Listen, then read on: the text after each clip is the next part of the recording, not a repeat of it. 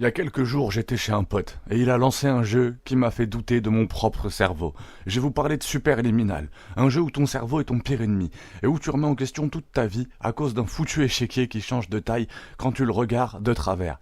Tu pensais que Portal, c'était du mindfuck? Que Stanley Parable te faisait cogiter? Mon pauvre, t'as rien vu. Superliminal, c'est la première claque existentielle qui ne vient pas d'une dissertation de philo, mais d'un jeu indé avec un budget équivalent au prix d'un kebab sans boisson. Allez, on plonge dans ce rêve éveillé, ou ce cauchemar sous LSD.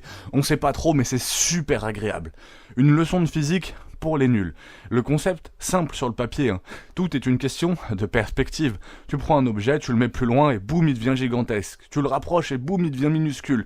En gros, c'est la même technique que ton ex utilisait pour prendre ses photos Insta. Sauf que là, c'est un vrai mécanisme de gameplay. Le problème, c'est que ton cerveau, lui, il est réglé sur Windows 9.5. Il capte pas, il lag. Et après 3 minutes à essayer de passer une porte avec un dé en carton qui change de taille comme un pénis en hiver, t'as juste envie de balancer ta souris contre un mur. Le meilleur prof de maths, c'est vraiment ce jeu. Superliminal, c'est aussi la preuve ultime que ton prof de maths de 4ème avait raison sur tout. Tout est une question de point de vue. Sauf que t'es là, t'es pas en train de te battre avec un exercice de Pythagore, mais avec une horloge de 3 km de haut parce que t'as eu la mauvaise idée de la poser trop loin. À chaque salle, tu passes de fascination au désespoir, tu t'émerveilles comme un gosse, puis tu galères comme un abruti, une vraie métaphore de la vie d'adulte. Et surtout, ce jeu t'arnaque. Tu crois avoir trouvé une solution? Bam, mur invisible. Tu penses que tu vas sortir? Lol, le plafond disparaît. Tu voulais juste jouer tranquillou?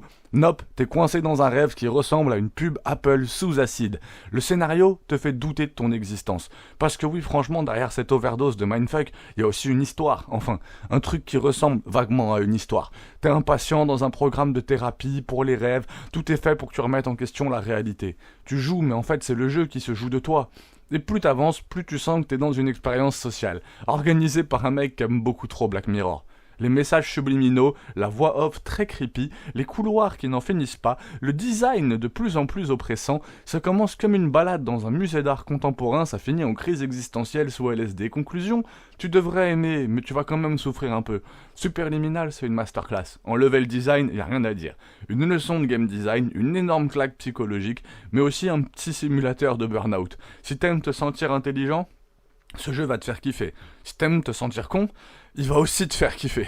Si tu veux juste passer une soirée chill, tu peux aller jouer à Animal Crossing. Je pense que c'est mieux. Même si j'ai rien, j'adore Animal Crossing, hein. Mais là, t'as signé pour une lobotomie volontaire. Sur ce, je vais aller pleurer dans un coin. Parce qu'on a passé 40 minutes bloqués sur une certaine énigme, justement, avec un plafond ouvert, une lune.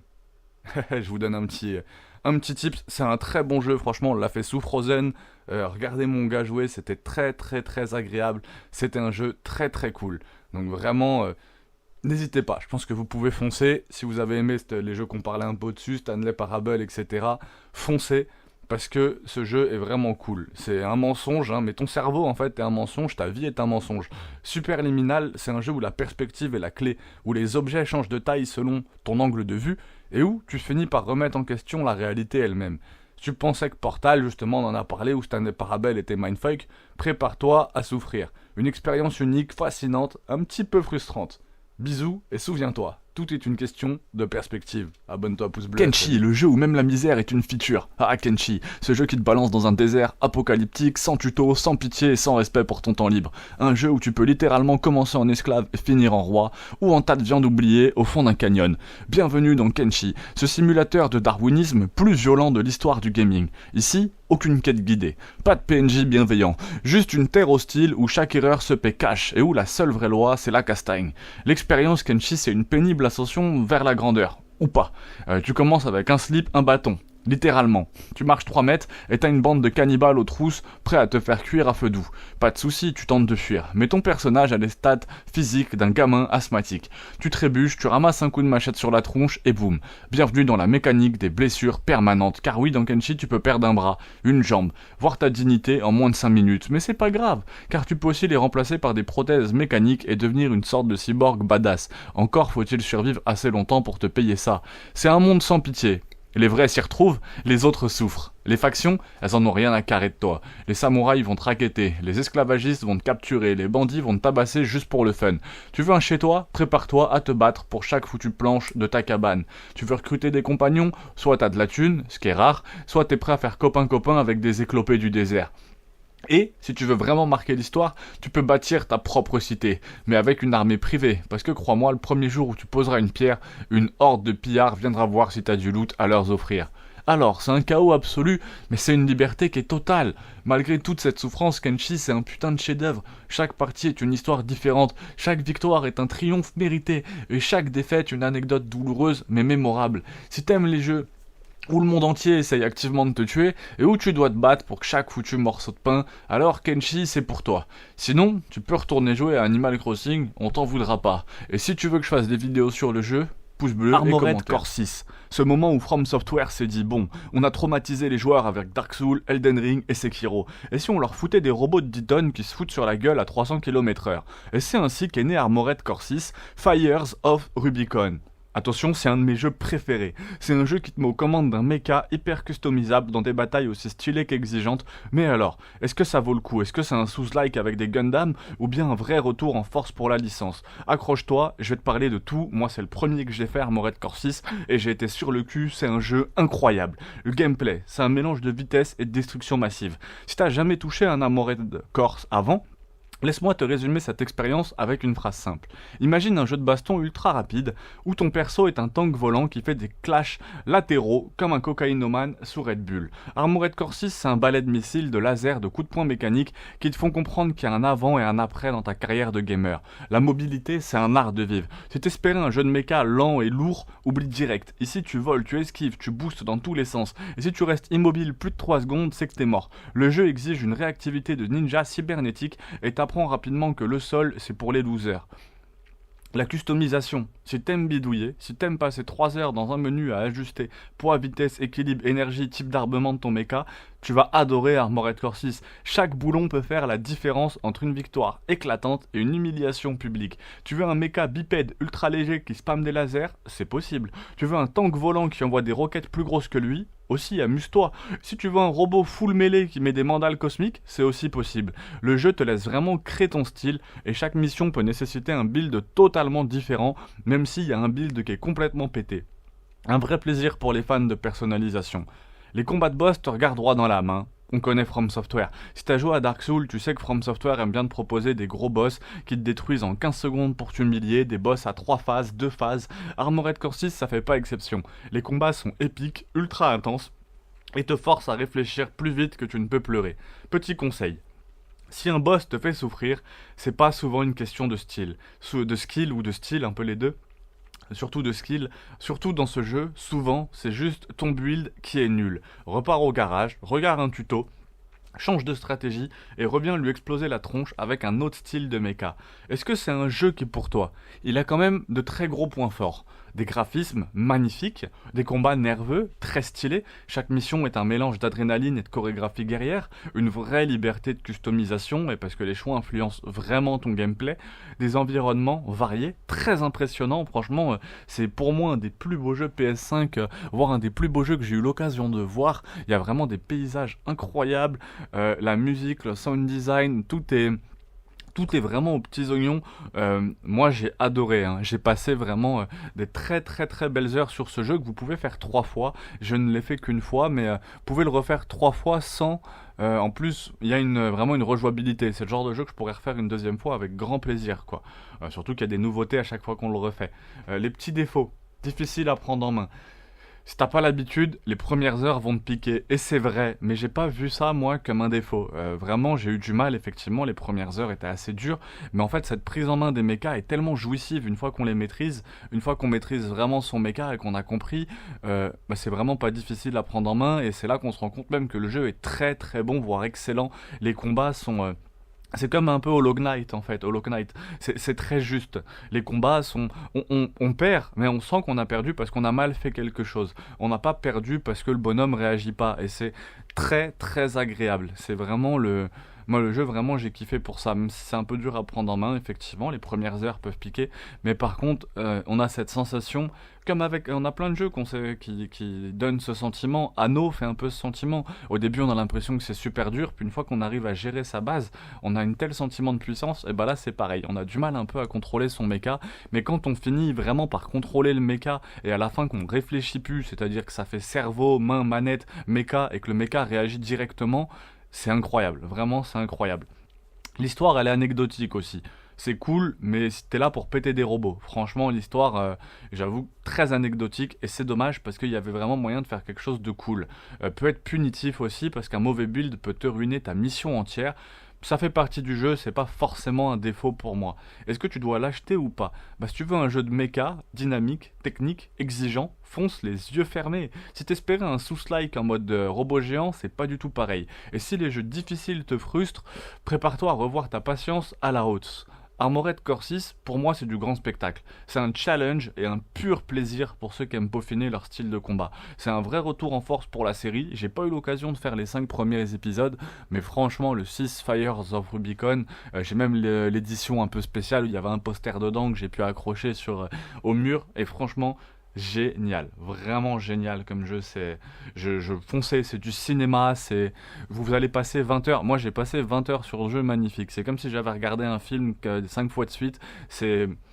Enfin 5 fois de suite, 5 films différents, mais à chaque fois masterclass. Ouais, vraiment je pense que c'est dans le top des jeux que j'ai pu faire, où j'ai pris vraiment du gros plaisir tout le long. Donc très très très cool, franchement foncez, 10 sur 10, explosion garantie ou remboursée. Et toi, est-ce que t'as joué à Armored Core 6? Est-ce que t'es plutôt team mecha ultra léger ou tank volant avec des missiles nucléaires? Balance ton build en commentaire. Spellforce, The Shadow of the Phoenix. Ce titre sorti en 2004 a décidé de mélanger deux genres dans un shaker en criant « Pourquoi choisir entre RPG et STR? Prenez les deux, fermez-la. » C'est comme si on t'offrait une pizza au chocolat. Tu sais pas si ça va marcher, mais bon, tu goûtes par curiosité. Spoiler, c'est bizarre, mais t'y reviens. Le gameplay est schizophrène, dans le bon sens. Imagine-toi un instant, tu commandes une armée de nains qui mettent des baffes à des morts vivants, et la seconde d'après, tu craftes un plastron pour ton héros qui pourrait rivaliser avec le look de Geralt en plein défilé de mode. Ce jeu te force à avoir un cerveau en mode multitâche. Les phases STR, du classique efficace. Construis une base, collecte des ressources, balance une armée sur la gueule du type d'en face, mais attention, ici les unités ne sortent pas d'une caserne magique. Non, chaque soldat, chaque paysan, a été littéralement invoqué à partir de ton mana. En gros, ton héros devient un manager d'intérim en pleine crise de surmenage. Les phases RPG, là on touche à quelque chose de savoureux. Ton héros, ou plutôt tes héros, parce que oui, on peut en gérer plusieurs, évolue dans un monde gigantesque, rempli de quêtes, de loot, de lore. Tu peux te spécialiser dans la magie, le combat ou devenir hybride, mage combattant avec des statistiques qui crient « Faites vos jeux, rien ne va plus ». Le pitch. Un sorcier mégalomane qui veut devenir immortel et anéantir le monde. Classique. Mais ce qui suit, c'est un millefeuille narratif où chaque nouvelle quête te balance une révélation. En gros, ce jeu est plus dense qu'un roman de Tolkien, et chaque PNJ a un discours plus long qu'un monologue de théâtre. Mais on aime ça, parce que le lore de Spellforce est un buffet à volonté de fantaisie. Elfautin, narraleur, mort-vivant psychopathe, tout le monde est là, prêt à se foutre sur la gueule. Les graphismes d'époque, qui vieillissent comme un vin douteux. En 2004, c'était beau, les arbres étaient verts, l'eau scintillait, les bâtiments avaient des textures qui faisaient wow. Aujourd'hui, le jeu a le charme rétro des vieilles 3D anguleuses. Mais honnêtement, ça marche encore. Parce que l'ambiance est là, le design des unités, les environnements, ça te donne l'impression dans un monde vivant, malgré ses polygones fatigués. La musique sous-estimée. Elle donne de l'importance. Ici, une bande-son, les compositeurs se sont surpassés. Chaque bataille, chaque exploration, chaque dialogue entre deux PNJ, bizarre et sublimé par des musiques qui te donnent envie d'écrire des poèmes. Spellforce, The Shadow of the Phoenix. C'est ce genre de jeu qui te rappelle pourquoi les années 2000 étaient magiques. Des développeurs qui osaient mélanger les genres. Des scénarios qui se prenaient au sérieux, mais pas trop. Une volonté de créer un univers qui te prend aux tripes. C'est pas parfait, parfois c'est lent, parfois c'est frustrant. Mais au final, tu te surprends à te relancer une partie en disant « Allez, encore une mission et j'arrête ». Un monument de nostalgie pour les vétérans. Une pépite pour les curieux. Alors, prêt à invoquer des ouvriers et à redevenir le sauveur de l'humanité? Aujourd'hui, je te parle de The Guild 2, ce chef-d'œuvre où tu peux littéralement partir à la fange médiévale pour finir en mode Elon Musk version 1400, enfin si t'arrives pas à mourir de la peste avant.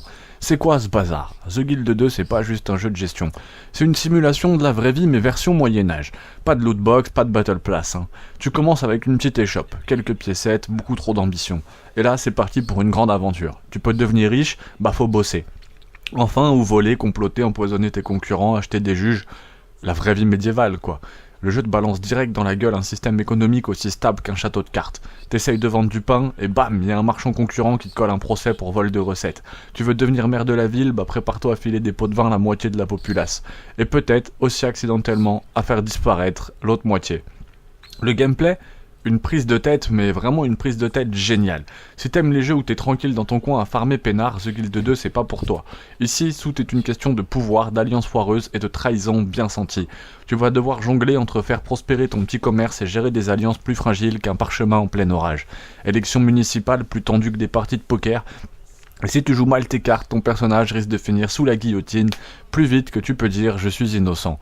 Technique, ou plutôt manque de technique. Parlons-en de l'aspect technique. C'est du médiéval aussi, mais dans le mauvais sens du terme. Les animations, c'est vraiment robot style.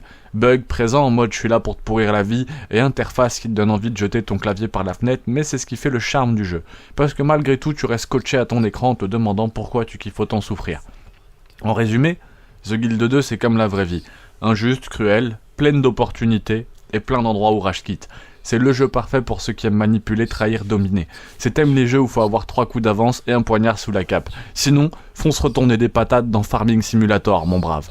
Note 16 sur 20, parce que le chaos, c'est la vie. Et encore, honnêtement, j'aurais mis plus que 16 sur 20. Force à tous, t'as envie de jouer à un jeu où chaque pas peut littéralement te conduire à une mort atroce, où les chances de survie sont aussi fiables qu'une promesse politique.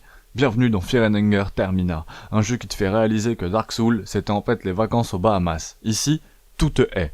Les ennemis, les objets, le sol et même le ciel. Tout ce que tu fais, hurle, mauvaise idée. Mais tu le fais quand même parce que t'es têtu et maso. Le gameplay cruel mais captivant te balance dans un monde déprimant, où tes seules armes sont une batte rouillée et un optimisme suicidaire. Chaque décision est une roulette russe. Dois-je ouvrir cette porte mystérieuse ? Non. Et ce coffre scellé avec du sang humain ? Toujours pas. Mais tu le fais quand même parce que l'espoir meurt en dernier et toi tu meurs juste après. Des personnages sont aussi joyeux qu'un dimanche sous la pluie. Chaque personnage jouable traîne un passif tellement lourd qu'il pourrait couler le Titanic. Les dialogues te plongent dans une ambiance pesante, où même la moindre blague semble être un cri de désespoir. Mention spéciale à l'univers visuel, sombre, crasseux, dérangeant, mais tellement fascinant, que tu ne peux pas détourner les yeux. Ici, c'est un peu comme regarder un accident de voiture au ralenti. Les monstres, c'est pire que ton patron un lundi matin. Des abominations cauchemardesques qui semblent tout droit sorties d'un tableau de Goya mélangé avec une crise existentielle. Et ne t'attends pas à une simple baston. Chaque combat est une danse macabre, où tu finis toujours par perdre un bras, une jambe, ou ton dernier point de santé mentale. Conclusion, c'est un chef-d'œuvre, pour ceux qui aiment souffrir. Fear and Hunger Termina, c'est l'expérience parfaite, pour te rappeler que ta vie est cruelle, mais que tu peux toujours en rire, un peu, beaucoup, entre stratégie, gestion de ressources, et pleurs en position fétale. Ce n'est pas un jeu pour les âmes sensibles, ça, c'est sûr et certain. Mais si tu cherches une aventure inoubliable, où chaque victoire est une prouesse, si tu cherches une chaîne YouTube avec 400 guides, au moins, allez, 200, 300, mais un nombre de guides incalculable, t'es sur la bonne chaîne, prépare-toi à plonger dans cette spirale infernale. Juste, n'oublie pas, ton psy est souvent derrière toi. Ce monde, franchement, c'est incroyable. Fear and Hunger, des monstres terrifiants à en faire frémir Lovecraft, une gestion de ressources qui mettra vos nerfs à rude épreuve, des moments épiques, hilarants et des échecs mémorables. Oserez-vous plonger dans cet enfer pixelisé et en ressortir vivant? Abonne-toi, laisse un commentaire sur ton pire ou ton meilleur souvenir dans Fear and Hunger Termina. Si tu veux savoir comment optimiser tes personnages au début, j'ai sorti une vidéo il y a 2 jours. Il y a plus de 200 guides, plus de 200 vidéos sur le lore de ce jeu sur ma chaîne. Donc n'hésite pas à aller checker tout ça. On se dit à très vite. Si tu veux juste voir du jeu vidéo, un regard à une autre vidéo, il y a des jeux un petit peu partout. Check, à très vite. Il y a des jeux qui te prennent par la main, qui t'expliquent leur gameplay gentiment, qui te guident avec un tutoriel de 40 minutes. Et puis il y a No More Heroes 3, qui débarque en moto, te met un high kick dans la mâchoire et crie « Débrouille-toi, loser ». C'est pas juste un jeu vidéo, c'est une crise d'identité transformée en festival de néon et de katana laser. Travis Touchdown, notre héros, au charisme de trottinette, revient pour sauver la Terre, se battre contre des aliens et regarder des animés. Honnêtement, personne ne sait. Même le scénariste avait dû poser sa démission à mi-parcours. Travis, c'est le héros qu'on mérite. C'est un geek qui a confondu la vie avec un tournoi de Smash Bros. Arrogant, vulgaire, mais attachant. Un peu comme ce pote relou qui truine à Mario Kart mais que t'invites quand même parce qu'il te ramène des chips. Armé de son fidèle katana, qui, soyons clairs, ressemble à un sextoy de science-fiction, Travis affronte des boss tous plus improbables les uns que les autres. Sérieusement, y a un mec qui te fait du rap battle avant de te balancer des missiles nucléaires. C'est No More Heroes, où les aliens ressemblent à des Power Rangers sous acide et où chaque combat de boss est une masterclass de n'importe quoi. Un open world vide? Parfaitement. Tu pensais explorer un monde rempli de mystères et de quêtes fascinantes? Non. Ici, l'open world, c'est un désert rempli de textures douteuses et d'ennemis qui pop-up comme des pubs sur internet. Mais c'est assumé, Le jeu ne te promet rien d'autre que du fun, pur, brut et débile. Tu passes plus de temps à payer tes factures d'électricité qu'à sauver l'humanité. Et bizarrement, ça marche. Malgré son apparence bordélique, le gameplay est un délice. Les combats sont dynamiques, techniques, et te donnent l'impression d'être une superstar de l'arène.